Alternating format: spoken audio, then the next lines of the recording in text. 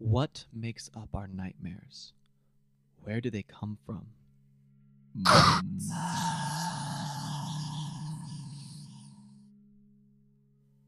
We didn't want to go.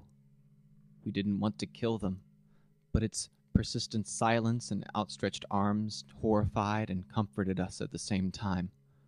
1983, photographer unknown, presumed dead.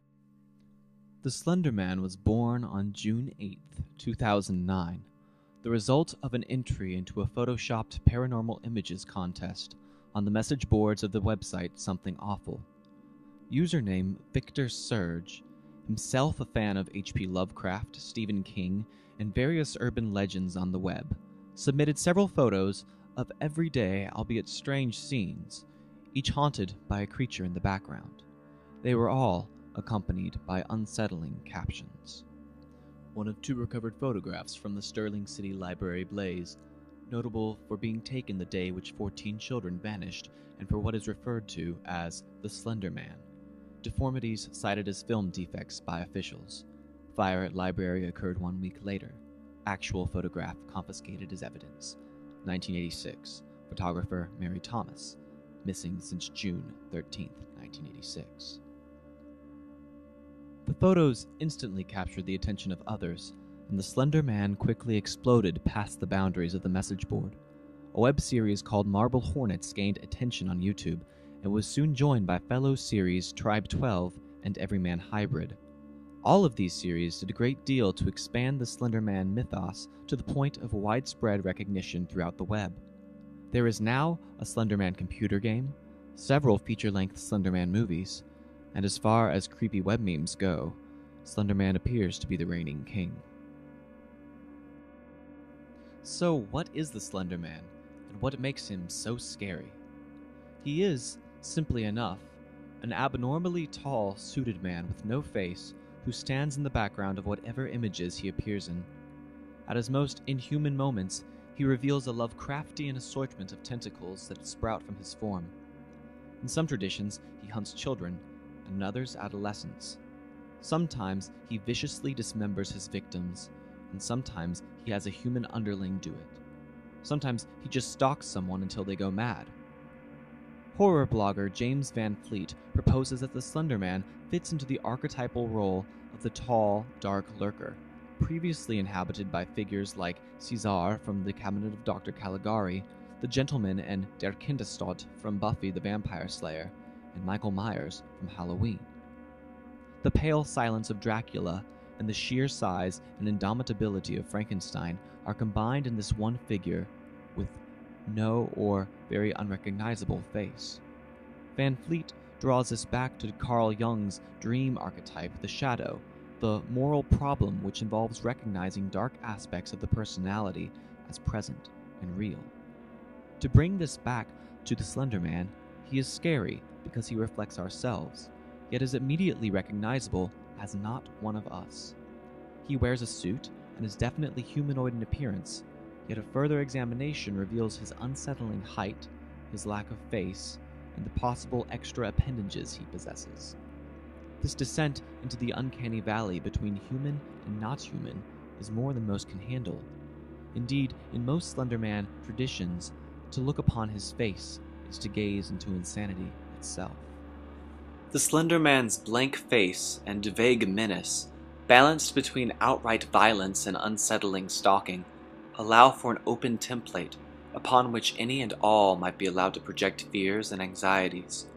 While older forms of urban legends and even net lore deal with fears of sexuality and dismemberment, the Slender Man can reach beyond those boundaries into the ineffable fears of young men and women who, thanks to the internet, have already seen it all.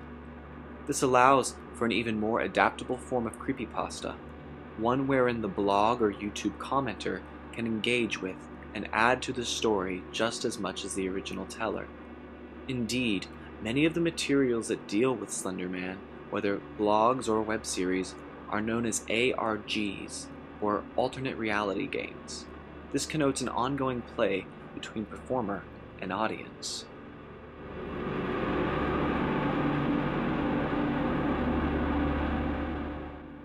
On the scholarly front, Slender Man falls into the category of net lore, which the scholar Russell Frank defines as a folklore which is a form of subversive play in a communicative universe that runs parallel to and often parodies, mocks, or comments mordantly on official channels of communication.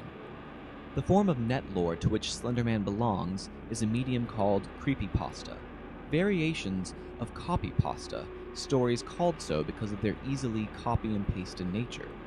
Creepypasta now takes the form of photos and videos as well as simple blocks of text, and is constantly evolving and interweaving.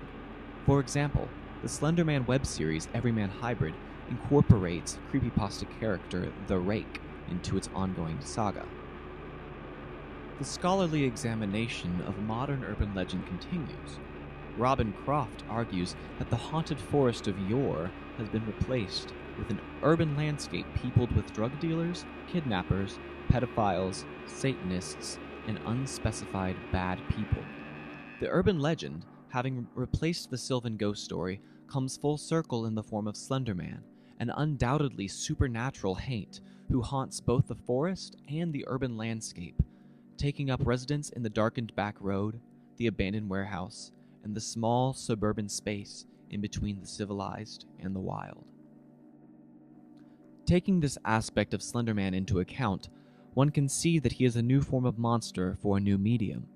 Social media allows us to see one another's lives through the internet in constant connectivity, yet it keeps us isolated in front of glowing screens. Slender Man is the product of a social consciousness operating across a digital landscape, and thus portrays the fears of this particular group and setting. The documentation process is ripped apart by Slender Man. Various storylines have him disrupting videotape and digital recording, distorting audio, and even appearing in and out of photographs. Victor Surge's original message board posts followed a quasi-storyline, wherein he uploaded pictures of the Slender Man onto the internet until the creature finally came and silenced him. His last moments, even, are documented on the message board, yet there is nothing that the audience can do to help him. He tells his story to a community, but he is ultimately alone.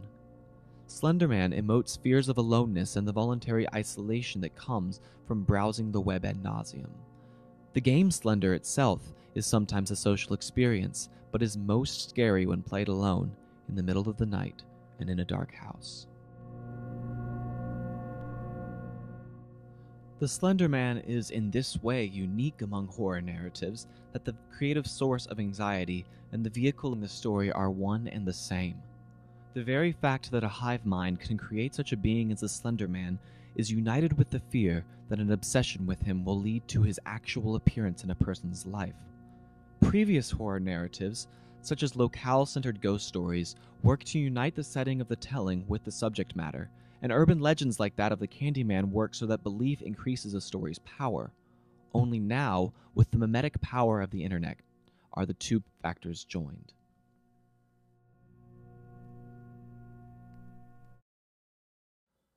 This has had interesting repercussions, to say the least. The listener of the ghost story now feeds back into the story with such a variety of media that the original teller finds its own creation instantly out of his or her own hands. The story of the Slender Man is not a story about the other which exists in some foreign social realm, but is all about the danger of the self. Indeed, as far as a critique of self-absorption and possibly over-medicated paranoia go, the Slender Man proves very effective.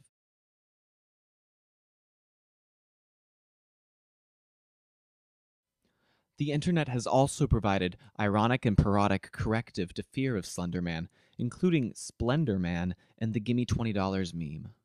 Regardless, the Slender Man is a constantly evolving ghost story, and as a way of communicating anxiety over isolation with a constantly connected society, it is simultaneously effective and terrifying. Go ahead, scream, yell, rage against that which dwells in the dark. You can vlog, post, Facebook, and tweet about it, but it's still coming for you. You and I are alone. Alone with one other.